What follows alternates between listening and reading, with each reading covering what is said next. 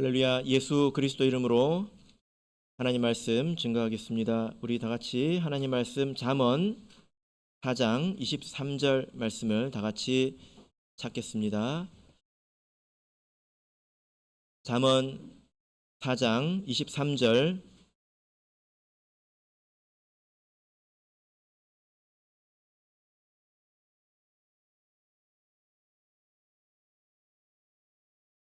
잠언 4장 23절 말씀을 우리 같이 읽겠습니다. 시작. 무릇 지킬 만한 것보다 더욱 내 마음을 지키라. 생명의 근원이 이에서 남이니라. 아멘. 네, 오늘 거룩한 안식일을 맞아서 하나님의 전에 나오신 우리 모든 성도님들께 예수 그리스도 이름으로 축복합니다. 이 안식일은 하나님께서 창세 때 지으신 거룩한 날이지요. 그리고 이 안식일이 지금 우리에게는 어떤 의미가 있습니까? 이것은 하나님과 우리 사이에 표징이 된다. 하나님과 우리 사이의 관계를 나타내는 표징이 된다. 이렇게 말씀을 하고 있습니다. 그래서 우리가 힘써 이 안식일을 지키고 세상의 모든 일을 내려놓고 이 안식일에 나올 때에 우리가 하나님의 자녀라는 것을 선언하는 것입니다. 이 안식일을 지키러 이 자리에 나오신 모든 분들께 하나님의 은혜와 평강이 가득하시기를 진심으로 바랍니다. 오늘 이 시간은 내 마음을 지키라 라는 제목으로 하나님 말씀을 증거하겠습니다. 우리 사람이라고 하는 이 동물은 아주 특별한 점이 있습니다. 다른 동물들처럼 빠르거나 혹은 힘이 세거나 그러지 않죠. 그죠? 동물과 비교해 보자면 사람은 매우 연약합니다. 그러나 이 사람이 세상을 지배하고 있지 않습니까? 이 세상에서 가장 존귀한 존재는 사람이라는 것을 아마 모든 분들께서 동의하실 것입니다. 자, 그러면 무엇이 사람을 특별하게 만들까요? 어떤 점이 사람다운 것이다 라고 말할 수 있을까요? 우리 육체적인 이런 능력일까요? 그건 아니겠죠. 세상에서 제일 빠른 사람이 지금은 좀 바뀌었는지 모르겠습니다. 한때 우사인 볼트라고 했죠. 이 사람이 100m를 10초도 안 걸리게 달리기를 하는데요. 이 사람 속도가 얼마나 되는지 아십니까?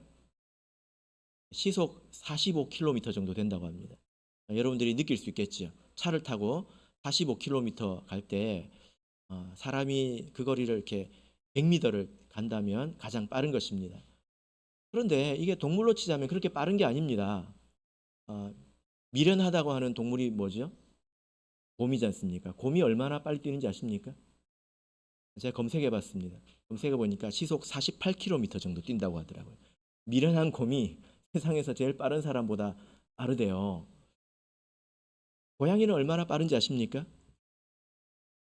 여기 동네 고양이가 많습니다. 아무 고양이나 데려와도 아마 우리들보다 빠를 거예요. 그죠? 세상에서 제일 빠른 고양이는 시속 58km 정도로 달릴 수 있다고 합니다. 그러니까 그런 고양이는 올림픽 가면 금메달이죠. 그러니까 우리 사람의 육체를 단련하는 것이 무익한 것은 아니지만 육체를 단련하는 것이 정말 사람다운 것이다. 이렇게 말할 수는 없다는 것입니다. 우리 사람의 특별한 점은 어디 있습니까? 이 육체에 있는 것이 아니라 우리 마음에 있는 것이죠. 여러분에게 마음이 있습니까? 여러분 마음은 어디 있습니까? 한번 만져보세요. 어디 있습니까? 여러분의 마음이 어디 있습니까? 보통 사람의 마음을 이야기할 때 이렇게 하잖아요. 어디쯤입니까? 심장이라고 이렇게 이야기를 합니다. 왜 그럴까요? 영어도 이렇게 보면 이렇게 심장이라는 단어를 마음으로 이렇게 쓰기도 하거든요. 왜 그럴까 제가 생각을 해보니까 사람이 이렇게 마음이 아프면 여기가 진짜 아프지 않습니까? 아닌가 보네요. 여기가 아프잖아요. 그죠? 그래서 여기가 뭐가 마음이 있나 보다 이렇게 생각한 거 아닐까요? 이거는 제 뇌피셜입니다. 그런데 히브리어로 오늘 우리가 잠언 말씀 읽었는데 이 마음을 레브라고 합니다. 레브.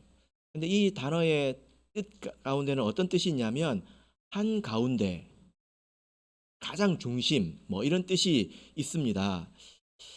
그러니까 그 어떤 이제 인식이 있는 것이냐면, 어, 사람의 마음은 가장 깊은 곳에 있다, 가장 중심에 있다. 그런 생각 때문에 그렇게 표현하지 않았을까요? 예, 그래서 뭐 10길 물속은 알아도 한 길 사람 속은 모른다고, 가장 깊은 곳에 있다 이렇게 생각을 하지 않습니까? 그래서 어쩌면 이렇게 여기에 마음이 있다, 가장 깊은 곳에 있다 이렇게 생각을 하는지도 모르겠습니다. 우리가 마음이라고 할 때 보통 이 마음을 세 가지로 나누어서 설명을 합니다. 첫 번째는 이성, 이렇게 생각하는 것을 말하고요. 두 번째는 이제 감정이죠. 느끼는 것. 이것도 또 마음이지 않습니까? 또 세 번째는 의지력, 하고자 하는 것. 이렇게 보통 세 가지로 나누어서 생각을 하는데, 마음과 비슷한 그런 단어들이 많이 있습니다. 뭐 생각, 느낌, 뭐 감정, 이성, 성격, 뭐 심령, 뭐 이런 여러 단어들이 있죠. 이것이 사실 동물들과는 차별되는 아주 특별한 점일 것입니다. 하나님의 모양과 형상을 따라서 사람이 지음을 받았는데, 바로 마음이 그렇게 지음을 받은 부분일 것입니다. 그런데 여러분, 아담이 범죄한 이후로 사람의 마음에 문제가 생겼습니다. 사람의 마음이 변질되고 타락했다는 것입니다. 그래서 성경을 보면 사람의 마음이 어떻게 좀 변해가는지를 설명하는 부분이 있는데요. 우리 로마서를 보겠습니다. 로마서 1장 21절부터 보겠습니다.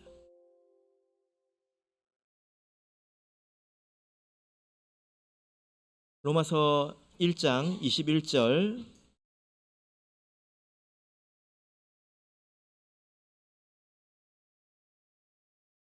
로마서 1장 21절부터 28절까지를 보시면 하나님께서 그대로 내어버려 두셨다, 이런 표현이 나옵니다. 사람들이 죄를 지으니까 하나님께서 회초리를 드시는 것이 아니라 그냥 내어버려 두셨다는 것입니다. 이것이 사실은 징계이죠. 가만히 놔두니까 어떻게 됩니까? 마음이 더 타락하게 된다는 것입니다. 그래서 그 시작을 보시면 21절입니다. 21절 우리 같이 읽겠습니다. 시작. 하나님을 알되 하나님으로 영화롭게도 아니하며 감사치도 아니하고 오히려 그 생각이 허망하여지며 미련한 마음이 어두워졌나니. 사람의 마음이 미련해졌다 이렇게 말씀을 하고 있습니다. 어떤 것이 미련한 것입니까? 여러분, 하나님을 잃어버리면 사실 모든 것을 잃어버린 것입니다. 그죠? 그런데 당장 눈앞에 있는 어떤 이익과 즐거움 때문에 하나님을 잃어버리는 것은, 하나님을 제껴버리고 그것을 선택하는 것은 대단히 미련한 선택이지 않습니까? 그죠? 예, 마치 에서가 너무 배가 고파가지고 자기의 장자권을 팥죽 한 그릇에 팔아버린 것과 같습니다. 장자의 권한은 아버지의 재산을 훨씬 더 많이 받는 거잖아요. 그죠? 그것을 팔아버렸다는 거예요. 이게 미련한 것입니다. 그래서 사람들이 하나님은 별로 당장 느껴지지 않으니까 당장 코앞에 있는 어떤 즐거움, 이익 이런 것들 때문에 하나님을 버려버렸다는 거예요. 이것이 미련한 마음이죠. 하나님께서 그래서 그냥 냅뒀다는 것입니다. 그래서 어떻게 됐습니까? 24절을 보실까요? 그러므로 하나님께서 저희를 마음의 정욕대로 더러움에 내어버려 두사. 아니, 내뒀는데 그 마음이 어떻게 됐습니까? 마음의 정욕이 되었다. 정욕스러운 마음이 되었다는 것입니다. 여러분, 욕구와 욕심은 다르죠. 욕구가 잘못된 것은 아닙니다. 우리 사람의 수면 욕구가 있고 또 식욕이 있지 않습니까? 이것이 없으면 사람이 죽을 거예요. 그래서 하나님께서 그런 욕구를 만드셔서 사람으로 생활을 하게 하셨는데, 이 욕구를 넘어서서 욕심이 되면 어떻습니까? 정욕이 되면 어떻습니까? 이건 안 좋은 거죠. 이렇게 사람의 마음이 더 타락했다는 것입니다. 근데 하나님께서 또 내어버려 두시니까 26절을 보실까요? 26절 읽어보겠습니다. 이제 어떤 마음이 되었을까요? 읽겠습니다. 시작. 이를 인하여 하나님께서 저희를 부끄러운 욕심에 내어버려 두셨으니. 예, 됐습니다. 자, 이제 어떤 마음이 되었습니까? 그냥 욕심이 아니라 부끄러운 욕심이라는 거예요. 그 욕심이 부끄러운 지경에까지 이르렀다. 그러니까 욕심을 만족시키는데 부끄러운 줄도 모른다 라고 말씀하고 있습니다. 대표적인 예가 뭐죠? 26절, 27절을 보면 동성애에 대해서 이야기를 하고 있습니다. 부끄러운 줄 모르고 그것을 즐긴다는 것입니다.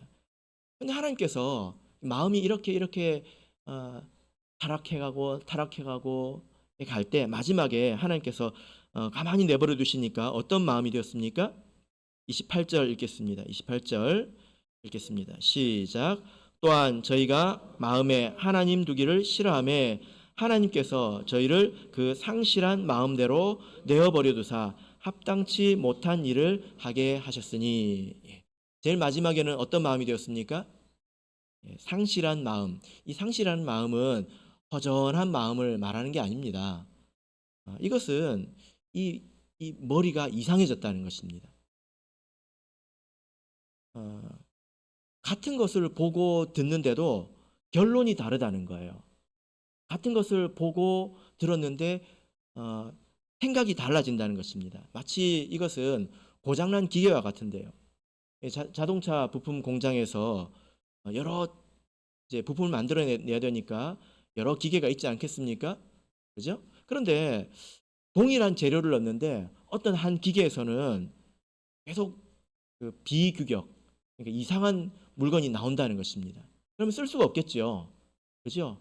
동일한 재료를 넣는데 나오는 거는 어떤 게 나옵니까? 쓸 수가 없는 게 나온다는 것입니다. 사람의 머리가 그렇게 되어버렸다는 것입니다. 타락한 사람들은 여기까지 간다는 거예요. 그래서 29절부터 보시면 곧 모든 불의, 추악, 탐욕, 악의가 가득한 자요, 시기, 살인 이런 죄들을 사람들이 행하게 된다는 것입니다. 사람의 이 생각과 마음이 여기까지도 타락할 수 있습니다. 아주 뭐 좀 극단적인 얘기도 하지만 사기꾼들을 보면 사람의 마음이 저렇게도 될 수 있구나 이런 생각을 하게 되는데, 원래 이렇게 거짓말을 하면 마음이 두근두근하고 그 자체가 더 괴로운 거지 않습니까? 거짓말을 통해서 얻을 수 있는 게 있겠지만 거짓말을 하면 내 마음이 두근거리고 들킬까봐 고통스럽고 그게 더 괴롭잖아요. 그래서 거짓말을 안 하는 거거든요. 그죠? 그런데 이런 마음이 타락해버리면 사기꾼처럼 되어버릴 수 있습니다. 금융 뭐 이쪽에서 일하는 사람들 제가 이야기를 들어보니까 아주 사기꾼들이 많대요. 예, 그래서 법을 어떻게 피해서 다른 사람들의 사기를 쳐가지고 돈을 빼앗고 그러면 사기 당한 사람들이 발끈하지 않겠습니까? 그런데 법을 얼마나 잘 피해 나갔는지 심지어 결국에는 사기를 당한 사람이 감옥에 가게 된다는 것입니다. 그런 것을 능력인 것처럼 생각을 하고 내가 돈을 벌려면 누군가는 돈을 잃어야 되지 않나? 이것을 당연한 세상의 이치로 생각하더라는 거예요. 좀 비정상 아닙니까? 이것은 이 머리에 고장이 아주 많이 일어났다는 거죠. 그죠? 그래서 사람들이 이상한 죄도 짓고 살아가게 되는 것입니다. 이것은 우리 성도들도 마찬가지입니다. 우리도 우리의 마음과 생각이 변질될 수 있다는 것을 알아야 합니다. 이게 얼마나 큰 일인지 알아야 합니다. 여러분, 우리가 믿음으로 구원을 얻지요. 그죠? 근데 믿음의 바닥이 무엇입니까? 믿음이라는 것이 무엇을 딛고 서 있습니까? 네, 바로 생각입니다. 이성입니다. 우리가 아는 것을 믿지 깨닫는 것을 믿지 알지도 못하고 깨닫는 것을 믿을 수가 없기 때문입니다. 그래서 우리의 생각, 마음이 흔들리면 우리의 믿음이 바닥이 사라져 버린 것과 같습니다. 물 위에 서 있는 것과 같다는 것입니다. 그래서 이 생각에 문제가 생긴 사람들은 자기가 생각할 때 나는 아무 문제가 없다. 다 그렇지 않나? 아무리 생각해도 나는 아무 문제가 없거든요. 근데 문제가 있는 것입니다. 이게 얼마나 불쌍한 것입니까? 생각에 문제가 생기면 세상 말로 끝장이 나는 거죠. 노아의 때를 보시면 여러분 하나님께서 이 세상을 왜 물로 심판하셨습니까? 사람들이 죄가 많기 때문입니까?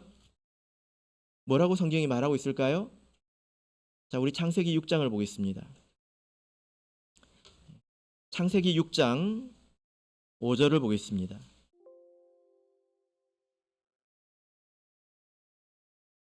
창세기 6장 5절입니다. 창세기 6장 5절. 자, 읽겠습니다. 시작. 여호와께서 사람의 죄악이 세상에 관영함과 그 마음의 생각의 모든 계획이 항상 악할 뿐임을 보시고. 여러분, 사람이 좀 죄를 지어도 하나님께서 고쳐주실 수 있습니다. 깨닫게 해주실 수 있습니다. 그죠? 그런데 그것이 너무 지나쳐가지고 이 생각이 완전히 병들어 버리면 어떻게 될까요? 생각의 모든 계획이 항상 악하다는 것입니다. 그러면 이 생각이 완전히 변질되어 버렸으면 사실 그 사람은 더 살 필요가 없습니다. 극단적으로 이렇게 말할 수도 있어요. 왜 살 필요가 없을까요? 왜 그렇죠? 살아가면 살아갈수록 무엇만 더할 뿐입니까? 죄만 더할 뿐입니다. 조금 더 살고요. 하나님께 훨씬 더 큰 심판을 받게 될 것입니다. 그러니까 이 생각에 문제가 생겨서 돌이킬 수 없다면 더 사는 것은 그 사람에게 도리어 해로운 것이라는 거지요. 그래서 이 세상에 소망이 없어졌기 때문에 하나님께서 그 세상을 이렇게 멸하신 것인데, 생각이 변질이 되면 소망이 없어지는 것입니다. 사람의 마음이 그래서 중요한 거죠. 신약에도 이런 예가 있는데요. 자, 우리 디모데 전서를 보겠습니다. 디모데 전서 1장입니다. 디모데 전서 1장 19절, 20절. 디모데 전서 1장 19절, 20절을 보겠습니다. 여기 보면 이 마음이 변질되었기 때문에 구원을 잃어버린 사람이 있습니다.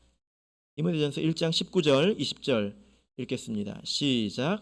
믿음과 착한 양심을 가지라. 어떤 이들이 이 양심을 버렸고 그 믿음에 관하여는 파손하였느니라. 그 가운데 후메네오와 알렉산더가 있으니 내가 사단에게 내어준 것은 저희로 징계를 받아 회방하지 말게 하려 함이니라. 자, 여기 보니까 어떤 사람이 양심을 버렸다는 것입니다. 마음이 타락했다는 거예요. 그래서 그 결국이 무엇입니까? 바울 사도가 그를 사단에게 내어주었다. 사단에게 패스했다는 것입니다. 던져줬다는 것입니다.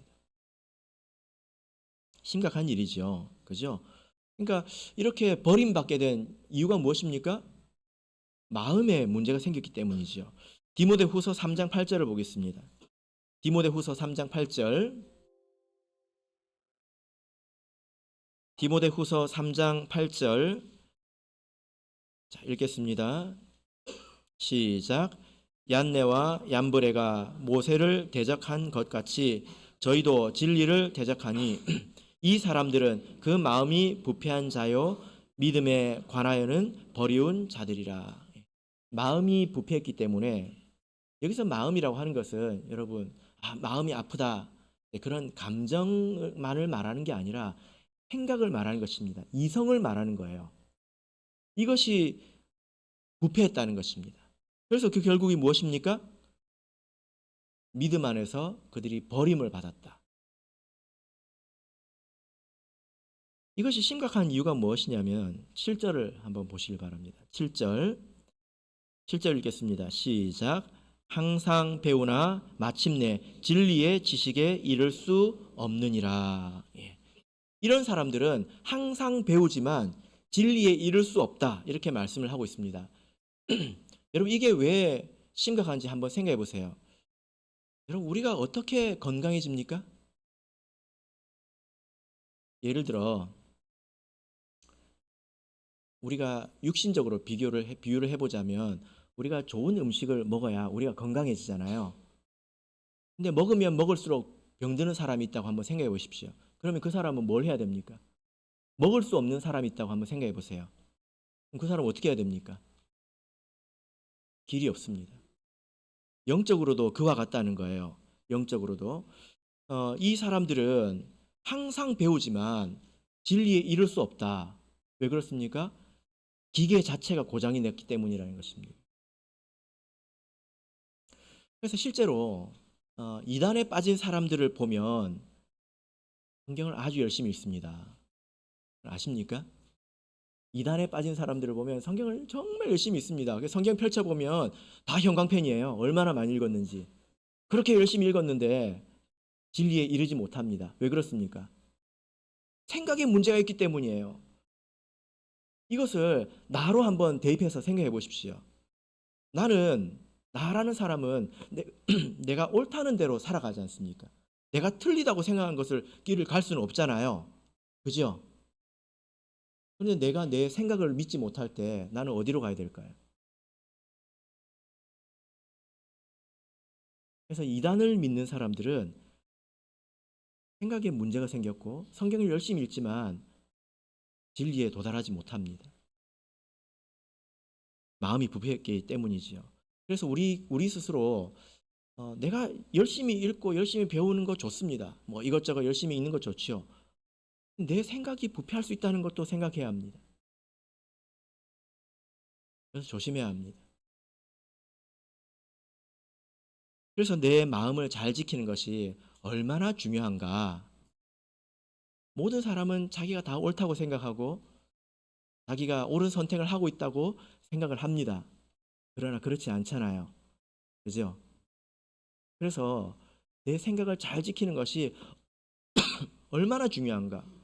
이 생각에 문제가 생기면 읽으면 읽을수록 생각이 이상해지고 들으면 들을수록 생각이 이상해지고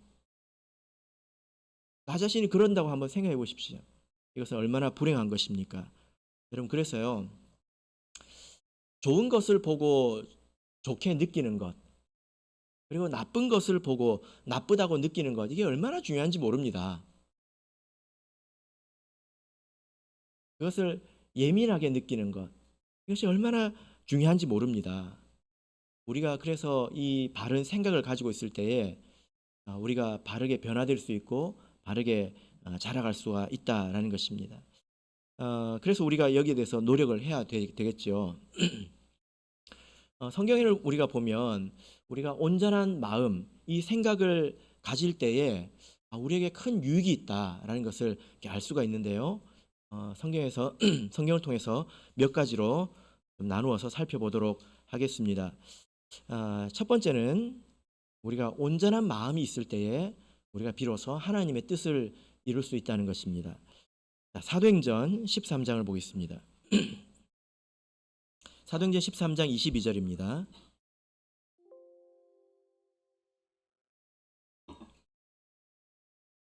사도행전 13장 22절입니다.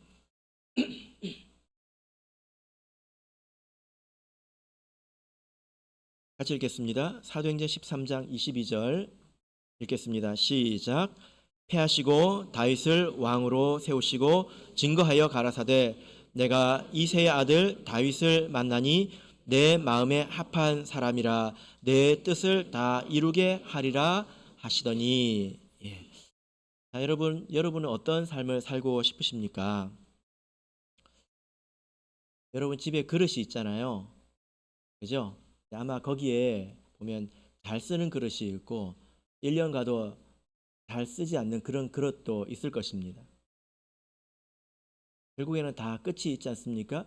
여러분은 이렇게 잘 쓰여지는 여러분의 주인에게 잘 쓰여지는 그릇이 되고 싶습니까? 아니면 아무리 이뻐도 잘 손이 가지 않는 그런 그릇이 되고 싶습니까? 한장 속에서 먼지만 맞으면서 우리가 그렇게 살고 싶진 않잖아요. 그죠? 그런데 우리가 어떻게 하나님의 쓰임을 받는가를 생각해 보면 하나님은 유능한 사람을 통해서 자신의 뜻을 이루지 않습니다. 똑똑하고 또 재능이 많고 돈이 많고 하나님이 그런 사람을 통해서 자신의 뜻을 이루는 것이 아닙니다. 아무리 세상에 뭐 좋은 부품이 있다 하더라도 규격이 맞아야 될 거 아니에요. 이게 맞아야 될 거 아닙니까? 그런 것처럼 그 사람이 어떤 사람이라도 하나님과 생각이 맞아야 된다는 것입니다. 하나님과 마음이 맞아야 된다는 거예요. 그래야 하나님께 쓰임을 받을 수 있다는 거지요. 우리가 하나님과 생각이 맞지 않으면 하나님께서 우리를 사용하지 않으십니다. 그러면 우리는 자기의 욕심만을 위해서 살아가다가 죽는 그런 사람이 되겠지요. 지나고 보면 그것은 얼마나 허무한 것입니까? 우리가 하나님의 쓰임을 받으려면, 우리가 하나님의 뜻을 이루는 도구가 되려면 우리가 우리의 마음을 잘 다듬어야 된다는 것입니다. 두 번째로 우리가 온전한 마음을 가질 때에 우리가 마음에 흔들림이 없습니다. 로마서 14장을 보겠습니다. 로마서 14장 5절입니다. 로마서 14장 5절.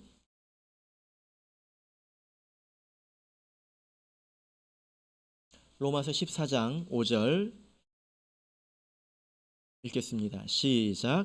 혹은 이 날을 저날보다 낮게 여기고 혹은 모든 날을 같게 여기나니 각각 자기 마음에 확정할지니라. 여러분은 마음이 흔들려 본 적이 있으십니까? 내가 이렇게 지금 해야 될까? 지금 저렇게 해야 될까? 갈팡질팡 해본 적이 있으십니까? 그것은 굉장히 불안전하지요. 불안한 일이죠. 근데 우리가 세상에서도 그런 것처럼 우리가 믿음 안에서 마음을 굳게 세우면 요동치지 않습니다. 우리가 올바로 알고 그것이 무엇인지 알고 무엇이 좋은 선택인지 분명하게 알 때에 우리가 요동하지 않습니다. 만약에 우리의 믿음이 의심하고 요동친다면 어떤 일이 생깁니까? 야고보서 1장을 보시면 아무것도 주께 얻을 줄로 생각하지 마라. 아무것도 기대하지 마라. 그렇게 말씀하고 있잖아요. 그래서 우리의 믿음은 확실한 곳에 서야 합니다. 내가 만약에 진리에 대해서 확실하게 깨달았다면 다른 믿음에 대해서 흔들리지 않을 것입니다. 내가 여기 있어야 되나 저기 있어야 되나 흔들리지 않을 것입니다. 이것이 큰 복이지요. 아주 중요한 것입니다. 세 번째는 우리가 온전한 마음이 있을 때에 우리 성도끼리 온전한 연합을 이룰 수 있다는 것입니다. 고린도전서 1장을 보겠습니다. 고린도전서 1장 10절입니다. 고린도전서 1장 10절. 자, 같이 읽겠습니다. 고린도전서 1장 10절 읽겠습니다. 시작. 형제들아, 내가 우리 주 예수 그리스도의 이름으로 너희를 권하노니 다 같은 말을 하고 너희 가운데 분쟁이 없이 같은 마음과 같은 뜻으로 온전히 합하라. 여러분 혹시 카레 배워보셨습니까? 카레 한 번씩 다 배워보셨죠? 그래서 어떻게 데일밴드로 끝내셨습니까? 아니면 병원에 가셨습니까? 보통 집에서 이렇게 싸매서 끝내죠. 몇 센치 정도 찢어지면 병원에 가십니까? 1cm. 1cm 정도는 집에서 해결 가능합니까? 2cm. 3cm. 3cm. 3cm 정도 찢어지면 그것도 아니에요? 5cm. 그 정도 찢어지면 이제 병원 가야죠. 5cm. 맞습니까? 그런데 여러분 1cm가 찢어졌는데 집에서 계속 안 붙는다고 한번 생각해 보세요. 이게 안 붙어요. 그럼 어떻게 해야 됩니까? 붙을 때까지 그냥 사실래요? 안 붙어요. 한 달 동안. 그러면 이게 어떤 일입니까? 병원 가야지요. 의원을 갔는데 이게 안 붙어요. 어디 가야 됩니까?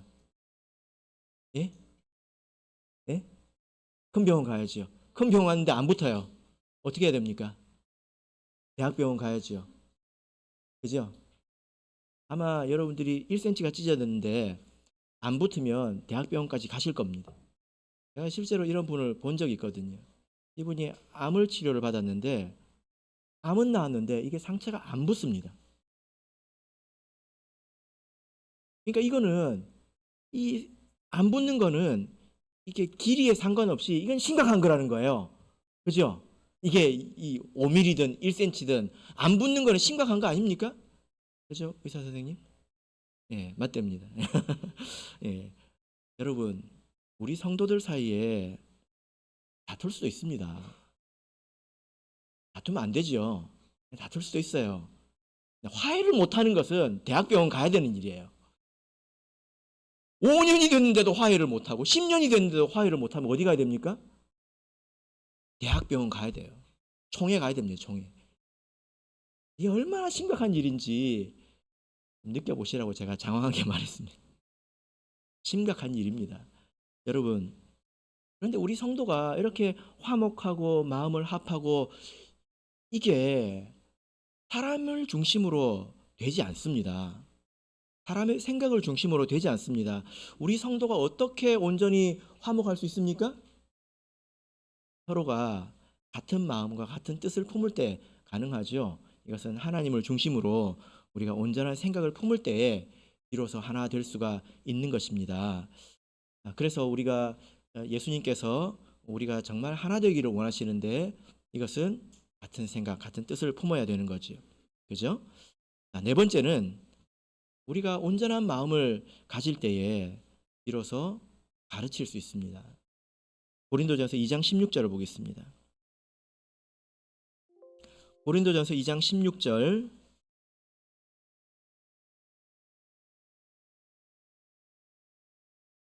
자, 읽겠습니다. 시작. 누가 주의 마음을 알아서 주를 가르치겠느냐? 그러나 우리가 그리스도의 마음을 가졌느니라.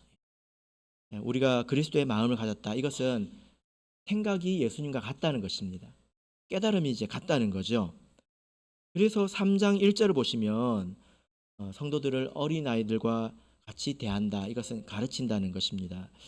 우리가 하나님의 뜻을 온전히 알고 깨달을 때에 비로소 가르칠 수 있고 그리고 우리 신앙을 전승할 수 있죠. 그죠? 우리 신앙을 다음 세대에 또 연약한 사람들에게 전승하는 것이 하나님께서 기뻐하시는 것입니다. 그죠? 예. 자, 다섯 번째는 우리가 온전한 마음이 있어야 우리의 육신의 본성과 싸울 수 있다는 것입니다. 여러분 마음속에 나쁜 놈들이 하나씩 다 있으시죠? 자꾸 이상한 말을 하는 나쁜 것들이 있죠? 예, 무엇이 그것과 싸울까요? 로마서 7장입니다. 7장 23절입니다. 로마서 7장 23절 로마서 7장 23절 읽겠습니다. 시작.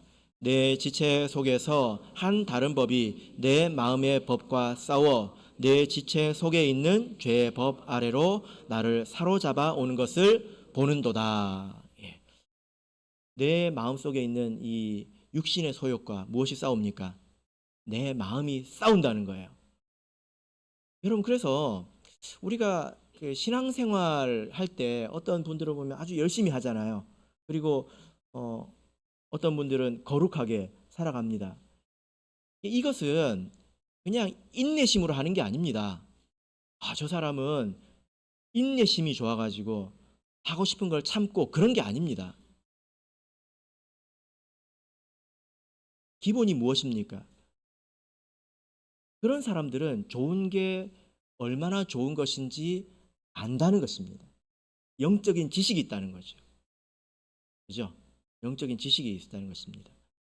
그것을 못하는 사람들은 자기가 지금 하는 일이 얼마나 더러운지 모르니까 하는 것입니다. 베드로가 예수님에게 대단히 실망한 적이 있었습니다. 근데 그 마음이 바뀐 적이 있었죠.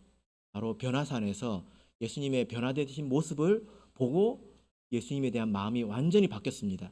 예수님께 매료되었죠. 영적인 눈을 열어서 보게 해주시니까, 알게 해주시니까 그걸 택할 수 있다는 것입니다. 내가 하는 이 일들이 얼마나 좋은 일이고 얼마나 해로운 일인지 알아야 내 마음이 힘을 얻어서 그것을 택할 수 있다는 것입니다. 만약에 그것을 모른다면 다른 사람들이 하는 말을 듣고 그냥 이제 절제를 할 뿐이지요. 그것은 아주 힘든 일입니다. 얼마나 가겠습니까, 그것이. 그래서 육신의 본성과 싸우는 데 있어서도 지식이 아주 중요합니다. 깨닫는 것이 중요합니다. 그래야 싸울 수 있습니다. 마지막으로 6번째입니다. 우리가 온전한 마음이 있을 때에 비진리를 분별할 수가 있다는 것입니다. 요한계시록 13장 18절입니다. 이 말씀은 이전에도 우리가 본 적이 있는데요. 요한계시록 13장 18절 자, 읽겠습니다. 요한계시록 13장 18절 읽겠습니다. 시작. 지혜가 여기 있으니 총명 있는 자는 그 짐승의 수를 세어보아 순이 666이라. 총명 있는 자, 이것은 IQ가 뛰어난 사람이 아니라 온전한 마음이 있는 사람, 영적인 지식이 있는 사람, 이 사람을 말합니다. 그런 사람이 짐승의 수를 셀 수 있다는 것입니다. 여기서 남자가 몇 명인지 한번 세어보세요, 여러분. 세어보실 수 있죠? 시간만 드리면 세어볼 수 있을 것입니다. 왜 세어볼 수 있습니까? 남자가 뭔지 여자가 뭔지 알기 때문에 세어볼 수 있는 거죠. 그죠? 짐승의 수를 세어보라고 할 때는 짐승이 뭔지를 잘 모르면 세어볼 수가 없습니다. 나중에 나타나는 짐승은 뿔다고 나타나는 게 아니거든요. 영적인 지식이 있어야 셀 수 있습니다. 이것이 지금 제가 6가지를 이렇게 말씀을 드렸는데 이것은 다 우리가 온전한 깨달음에서 얻을 수 있는 것입니다. 반대로 보자면 우리가 바른 깨달음이 없고 바른 마음이 없으면 이 모든 것을 잃어버리게 되죠. 그래서 하나님의 뜻과 상관없이 자기 일생을 허비하게 될 것입니다. 그리고 항상 요동치는 생활을 할 거예요. 세워진 듯 하다가 넘어지고 바람이 부는 대로 이렇게 갈대처럼 흔들리는 그런 신앙생활, 그런 삶을 살게 될 것입니다. 그리고 이런 깨달음이 없기 때문에 항상 갈등을 일으키는 사람이 되고 그리고 믿음을 계승하지 못하고 전승하지 못할 것입니다. 자기 마음속에 있는 육신의 본성에 전혀 대항하지 못하고 하고 싶은 대로 살아갈 것입니다. 그리고 비진리를 전하는 그런 거짓 선지자들의 먹잇감이 되어서 그런 사람들에게 나중에 충성하게 될 것입니다. 무엇이 없으면 우리 마음을 잘 지키지 못하면 온전한 마음이 없으면 그런 삶을 살게 될 것이다 라는 것입니다. 그러니 우리가 이렇게 자기 마음을 바로 세우고 생각을 바로 세우는 것이 얼마나 중요한 일인가, 이것을 우리가 다시 한번 생각해 보게 되죠.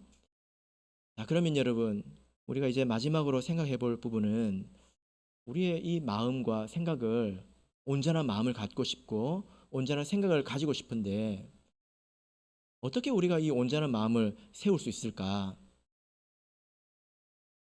자, 우리 고린도전서 14장을 보겠습니다. 고린도전서 14장 14절입니다.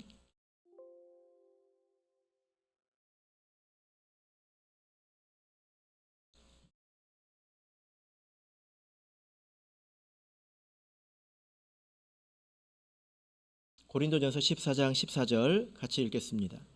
시작. 내가 만일 방언으로 기도하면 나의 영이 기도하거니와 나의 마음은 열매를 맺히지 못하리라. 자, 이 말씀을 가지고 우리가 생각해 볼 수 있는데요. 내가 만약에 성령을 받아서 방언으로 기도하면서 마음으로 딴 생각을 가득하면 내 마음이 열매 맺지 못한다는 것입니다. 마음으로 기도해야 된다는 것입니다. 이 말은 무슨 말이냐면 내 마음을 써야 된다는 거예요. 힘을 써야 된다는 것입니다. 우리의 마음, 생각, 이것도 마치 근육과 같아서 이 생각을 할 때에 이 힘이 더 키워지는 것입니다. 그죠? 근육과 같습니다. 내가 힘을 써야 근육이 더 커지지 않습니까? 힘을 쓴다고 해서 근육이 다 없어지는 건 아니잖아요. 그래서 내가 들은 말씀을 가지고 이 말씀의 뜻이 무엇인지 생각해 볼 때, 그리고 말씀과 말씀을 서로 이어볼 때 깊이 생각해 봐야 된다는 것입니다.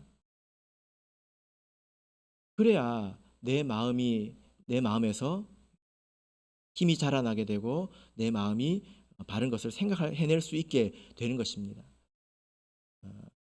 그래서 우리가 내 마음을 형성하는 것, 이런 것들에 주의를 기울여야 되겠죠. 무엇을 듣고 무엇을 보느냐가 아주 중요합니다. 무엇을 생각하느냐가 아주 중요합니다. 어떤 사람들이 이런 경우도 있습니다.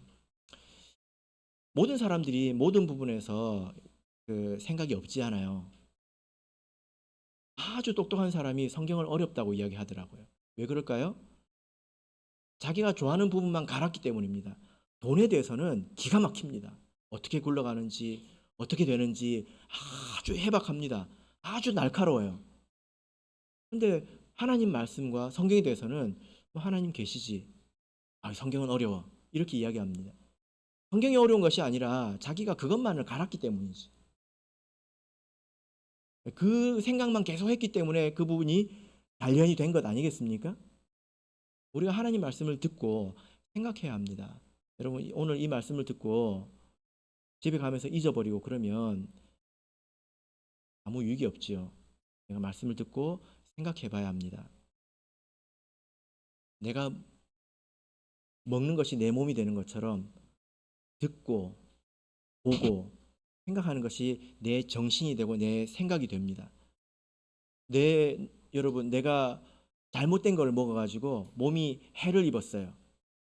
그러면 몸을 회복하는데 시간이 얼마나 걸립니까? 시간이 상당히 오래 걸리잖아요. 그죠? 그런 것처럼 내가 계속 이상한 거 보고 이상한 거 듣고 내 정신이 병들면 그것을 회복하는 것은 훨씬 더 어렵습니다. 왜 그럴까요? 생각이 병든 사람은 몸이 병든 사람보다 고치기가 훨씬 더 어려워요. 왜 그렇죠? 몸이 병든 거는 다 압니다.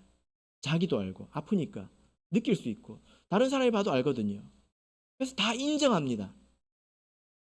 생각이 병든 사람은 자기가 잘못 생각한다고 인정하지 않습니다. 그래서 거라사의 귀신 들린 자의 이야기를 보면 귀신 들린 사람은 예수님께 고침을 받았는데 생각에 병이 들어가지고 돈 좋아하는 사람들은 예수님 보고 떠나달라고 했잖아요. 그 사람들은 그대로 남아 있었습니다. 우리 한국 사람들이 먹는 거 얼마나 가립니까? 몸에 좋은 거 먹으려고. 근데 눈으로는 귀로는 아무거나 집어넣고 정신이 병들고 그래서 생각이 변질되어도 내가 생각하기에 나는 아무 문제가 없거든요. 다 이렇게 살거든요. 이게 문제라는 것입니다. 내가 좋은 것을 듣고 좋은 것을 내가 생각해야 되는 것입니다. 이와 더불어서 한 가지 마지막으로 우리 시편 119편을 보겠습니다. 시편 119편 18절입니다. 시편 119편 18절. 시편 119편은 성경에서 가장 긴 장이죠. 그리고 이 말씀의 주제는 하나님의 말씀, 율법에 대한 찬양 시입니다. 하나님 말씀이 얼마나 존귀한가. 근데 이 가운데 뭐라고 기도하고 있을까요? 18절 읽겠습니다. 시작.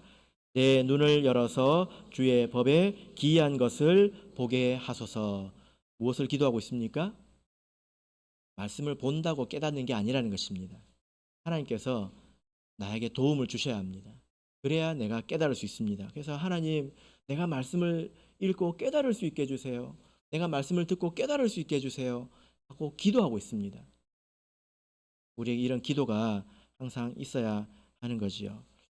우리 모든 성도님들께서 이 믿음을 가지고 또 온전한 마음에 대한 소망을 가지고 기도하실 때에 하나님의 자비로운 손길이 저와 여러분을 가르치시고 또 인도해 주시기를 예수 그리스도 이름으로 축복합니다.